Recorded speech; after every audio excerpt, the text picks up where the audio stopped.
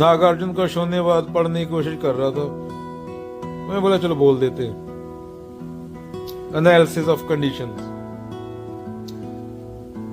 Indian philosophy, causation is usually understood as relation between two entities. The seed together with soil is the cause of sprout, and not in modern science between events, the collision caused by the motion of the ball. It begins with the statement of thesis that existing things do not arise in any of four logical possible ways that causation might be thought to involve. Assertion: no entity arises in any of four possible ways: from itself, from distinct cause, from both itself and something distinct, or without cause. Not from itself, not from another, not from both, nor without cause. Never in any way there any existing thing that has arisen. This is overall conclusion for which Nagarjuna will argue in this chapter.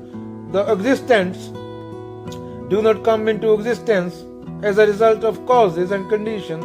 There are four possible ways in which this might be thought to happen, and he rejects all of them. Neti neti. According to the first, when an effect seems to arise, it does so because it was already in some sense present in its cause. Its appearance is really just a manifestation of something that already existed. The second view claims instead that cause and effect are distinct entities. The third has it that cause and effect may be said to be both identical and distinct. The fourth claims that things originate without any cause, since there are thus no causes, an originating thing could not be said to originate either from itself or from something distinct. It does not originate from anything. On this reading, general arguments against all four views are given in the next verse. But in his comments on this verse, he says, for instance, that the fourth view would mean that anything could be produced from anything at any time, something we know is false. The intrinsic nature of existence does not exist in the condition, etc. The intrinsic nature not occurring, neither is extrinsic nature found. According to Akutobhya, gives the argument against the first possibility mentioned in this verse 1, that an existent arises from itself, the view known as Satkavada, I don't know how to pronounce it. The argument is that if that out of which the existent arose were really that existent itself, then it would have the intrinsic nature, sabhav, of the existent. But this is simply not the case. Indeed, as all the other commentators point out, if this were the case, then arising would be pointless. For instance, we want to know the cause of fire because we want to produce something with its intrinsic nature, heat.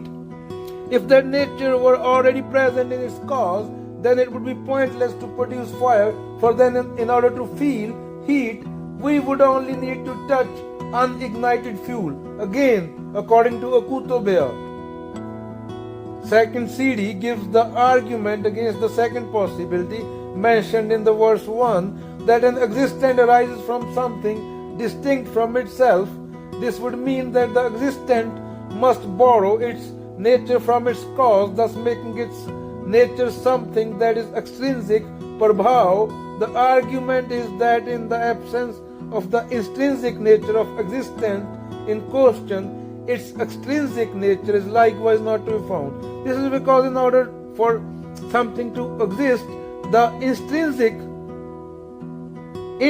nature must occur. There is, for instance, no fire without the occurrence of heat, and something cannot be in position of borrowing a nature from something else unless it exists. So an existent cannot arise from something distinct. The third possibility is to be rejected on the grounds that it inherits all the faults of the first and second, and according to Okutobea, the fourth is false because it is one of the extreme views rejected by the Buddha.